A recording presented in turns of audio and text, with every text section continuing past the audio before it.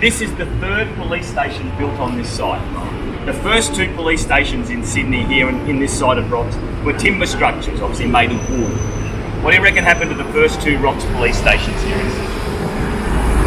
They got burnt down as correct. What would happen if it was your last night before you were heading back out to sea? You'd have a particularly wild night, right? You'd head back to the ship, do a quick head count and realise you were one short, right?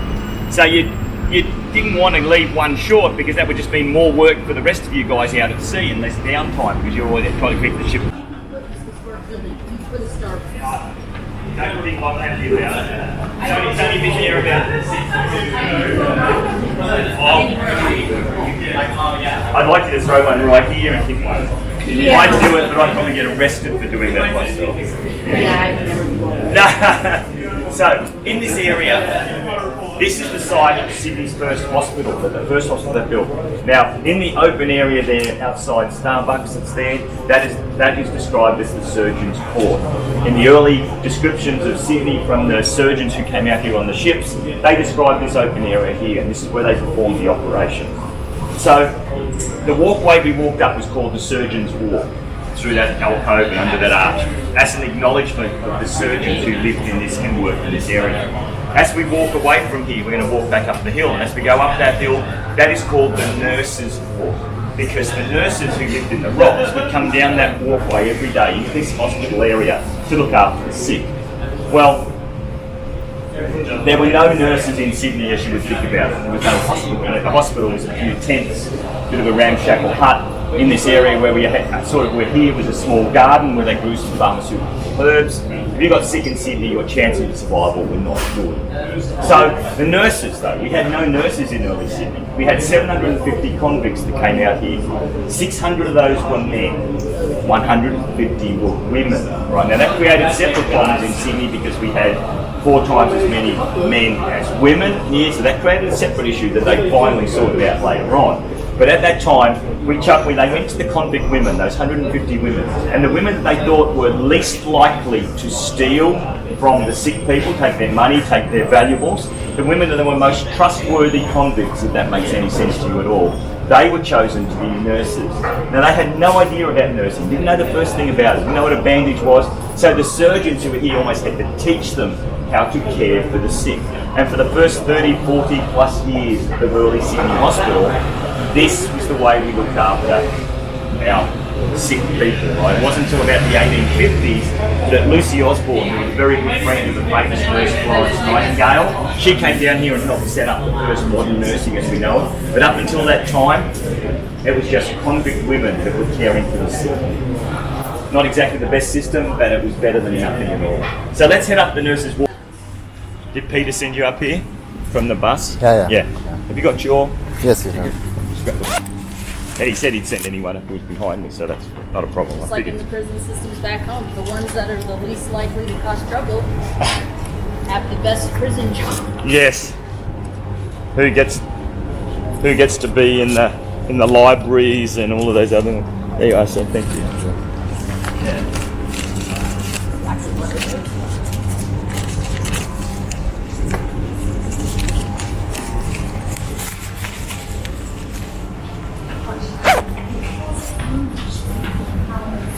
Yes.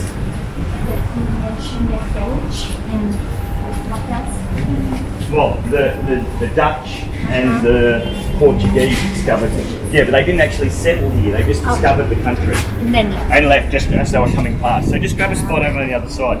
Just because the Dutch were heading to Indonesia, which was Dutch East Indies. They knew about that part of Indonesia because that's where they would get spices and do a lot of trade with. But unfortunately, they never actually settled in Australia. They discovered it, but never actually found a settlement. All right, so this is called the Suez Canal. So this is on the sign there, S-U-E-Z Canal, named after the canal in Egypt. Well, if you believe this is named after the canal in Egypt, I've got a bridge for sale, guys. Come and see me after it, and we'll work out a deal for you. Okay? Skills, just like people do today, and you would live and grow and develop the city of Sydney. What the city of Sydney didn't have in those days, though, was grand buildings. Something that made people say, Sydney, the jewel of the South Pacific, which is what we wanted to be. We only had ramshackle buildings. Enter a man called Francis Greenway. Francis Greenway was an architect. Now, he was also a forger, and he comes out to Australia for forging stolen documents, forging documents. So he arrives here, and our governor at the time was a man named Lachlan Macquarie, our longest serving and probably our most famous governor. And Lachlan Macquarie calls Francis into his office. He says, Francis Greenway, you're an architect. He says he was the master of naming stuff after himself. You're in this city any length of time, you'll see the word Macquarie in lots of places, right? If you've already done the Blue Loop, or you're planning to do the Blue Loop, where you go past Bondi and you head right up to South Head and come back into the city, there's a beautiful white lighthouse at South Head on the southern entrance of the harbour, still in use to guide ships to make sure where the harbour entrance is. It was designed by Francis Greenway, and it's called Macquarie Lighthouse. Surprise, surprise.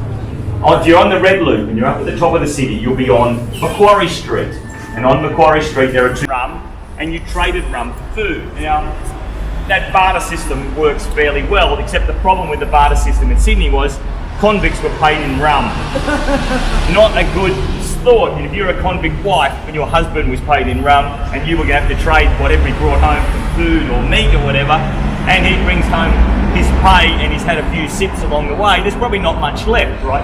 So we had real problems. Plus then what happens, they have to start importing more rum, and then we start having people making illegal alcohol, trying to be like forgers of the rum trade. Smuggling happens as well. So it's not the best thing they ever did, but Lachlan Macquarie introduced notes and coins, and whilst they make fun of him, that's one of the greatest things he did for the city. As a result of that though, trade goes through the roof. Suddenly all the whaling ships and the sealing ships and all the transport ships want to come down here and trade, because now we've got a currency we can actually trade. And so the port of Sydney down in Sydney Cove is full. Ships are there 24 hours a day, 7 days a week, 365 days a year. And on top of that, there's ships anchored waiting for more and more to come in here. And it's like, the people start complaining it's taking too long to offload goods, too long to get your goods on. So the governor at the time was a man called Governor Darling, and he decreed we'd have a new port in Sydney. In the next cove, he agreed we would set up a new port. He called that Harbour Bridge. And I mean walk across at the deck level, the same level as the cars and the buses and the trains. If you want to do that, you can do that in Sydney, and it's free, right? There's not many things free in this city. It's a very expensive city. Trust me, I live here, I know. So if I can find a shortcut for any of you to save you some money, you can do something for free in Sydney that is really worth it. And that is to walk on the Sydney Harbour Bridge. Not the bridge climb. We'll talk about the climb when we get down there. We're talking about at the deck level. From here, it is incredibly easy to get on the Sydney Harbour Bridge. Incredibly easy. Across the road behind me, the Argyle stairs. You take those stairs to the very top, and that will bring you out on Cumberland Street, just up here. This is Cumberland Street that runs across. Walk directly across the road to the top of those stairs. And up the top there you can see the glass elevator or lift. You can just take out a corner of it. You walk into that lift. The doors close behind you. There's an S for street and B for bridge. So press B for bridge. The lift goes up a level and the doors on the other side open. You open onto a footpath. Directly in front of you is a T intersection. Turn right and you are on the Sydney Harbour Bridge. Simple as that. And you can walk as far as you like across there. A day like today would be lovely. If you like photographs, you'll get some great camera shots up there. And like I said, it's free. You don't have to walk all the way over. We're going to head down from here. Eventually we'll get down to the Sydney Harbour Bridge and we'll see those people walking across. So it'll give you an idea of where you actually come out. It's a great way to see Sydney. Everyone looks at Sydney and they see that quintessential shot. You've got the Opera House and you have the Harbour Bridge behind it, right? That shot that everyone has of Sydney. Well, you're going to see that in reverse. You're going to be on the Harbour Bridge, so you're going to see the Opera House and you're going to see the rest of Sydney Harbour and the rest of the city skyline that most people don't know exists, because the only photo they ever see is the one with the Harbour Bridge and the Opera House together. So you'll be able to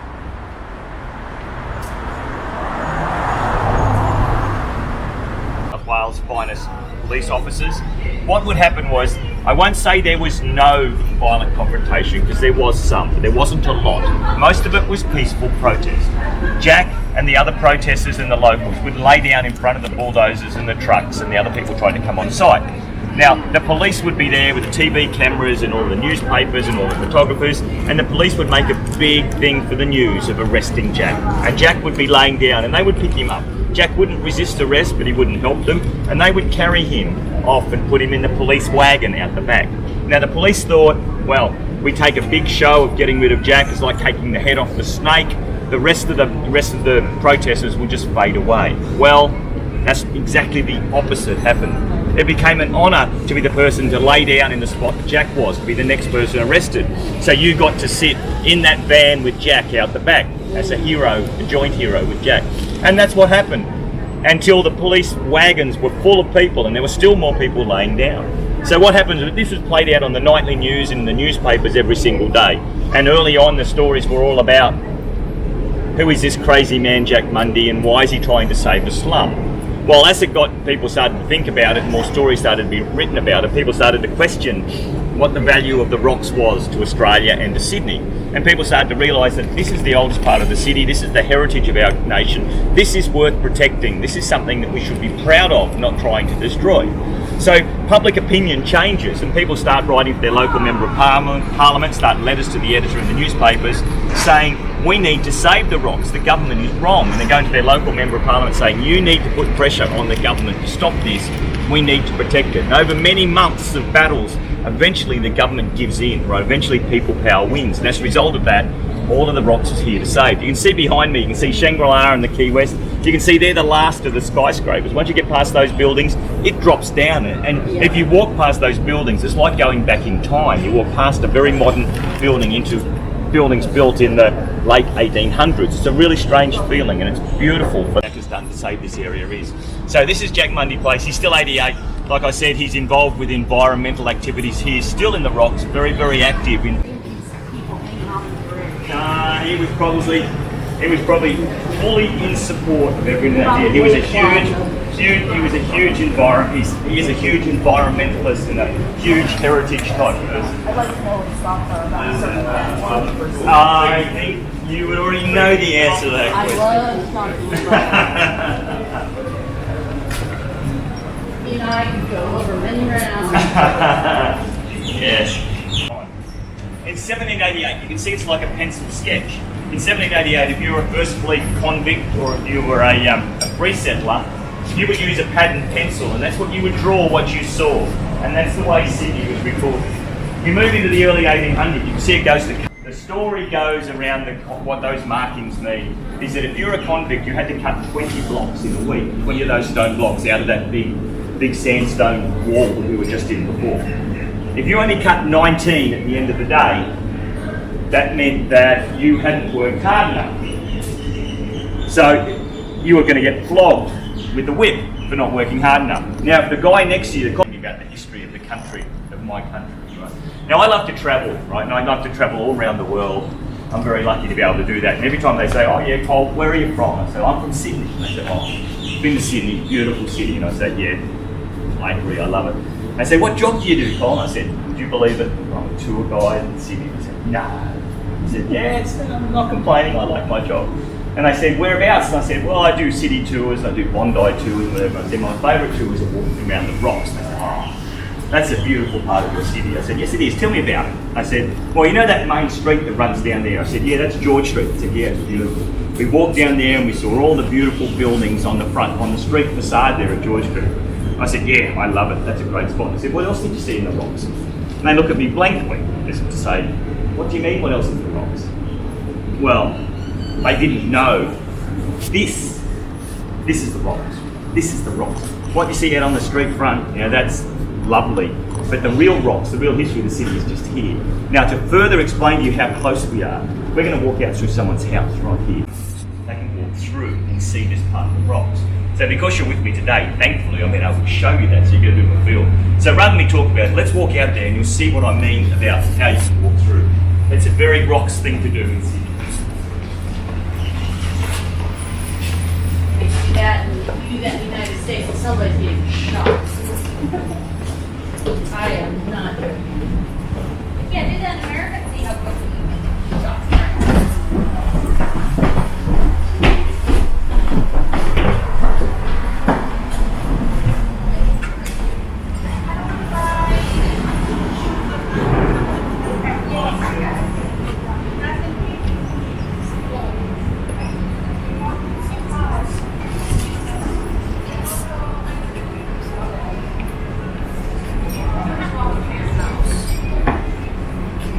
Yeah, try doing that in the States and see Yeah. how quickly things go south. Yeah, but it wouldn't end well if you tried that in many other places. But there's probably half.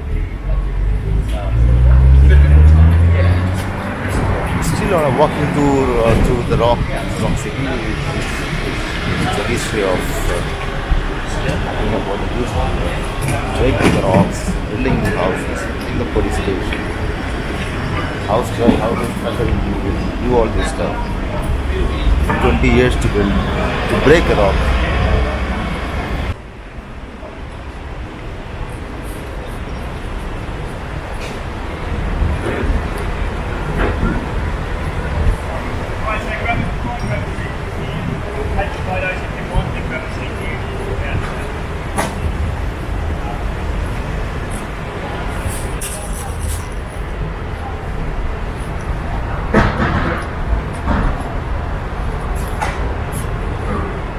Arts here in Sydney. The building needs to be timeless. You need to look at the building and not know how old it is, and you need to look at that building and no matter what you had the faintest idea what this building was going to look like. So they wrote to hundreds of architectural firms around the world inviting them to submit their plan based on that criteria for a £5,000 award, which was a lot of money back in 1957. The winning entry came from a Danish man called Jørn Utzon. And Jørn was inspired by ships on Sydney Harbour. And we see ships there, we see yachts in Sydney, and you see those sails, right? And that was what inspired him, those sails. So he got a sphere, and he cut shapes out of that sphere to show that sort of effect that we get here in all the sails. And he submitted his plan, and people at the competition committee were blown away. They have never seen anything like this, and he won that £5,000 award. In 1959, 2 years later, they started the building, and Utzon came out from Denmark to here to help with the construction of his vision. Well, they allocated 5 years to build it and a budget of $7 million. Now, $7 million was a king's ransom back in 1957. Well, that 5 years blew out to 14 years, and that $7 million budget blew out to $105 million. It was 14 times over budget. Why did it cost so much? Well, the plan in Utzon's mind was that each of those sails is on a curve. Now that curve is a piece of concrete going right up the backbone of that. And that concrete is freestanding. There are no columns inside supporting that structure.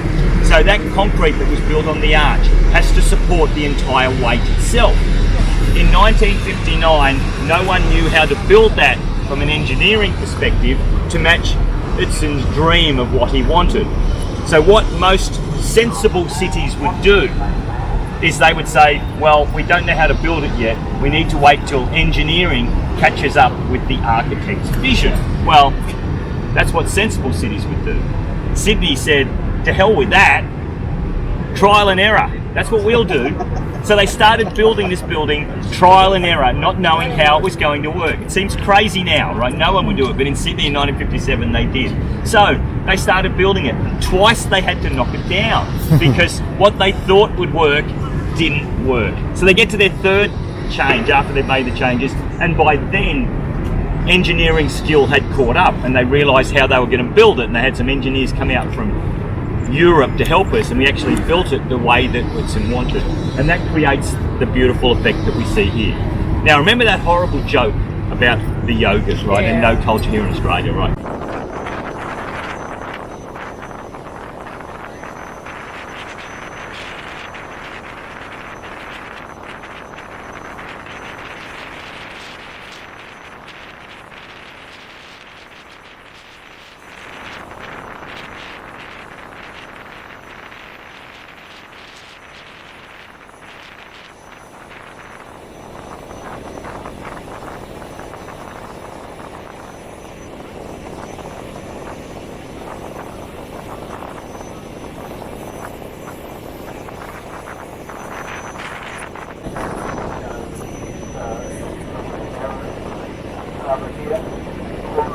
Being a rest, we can appreciate the go of something.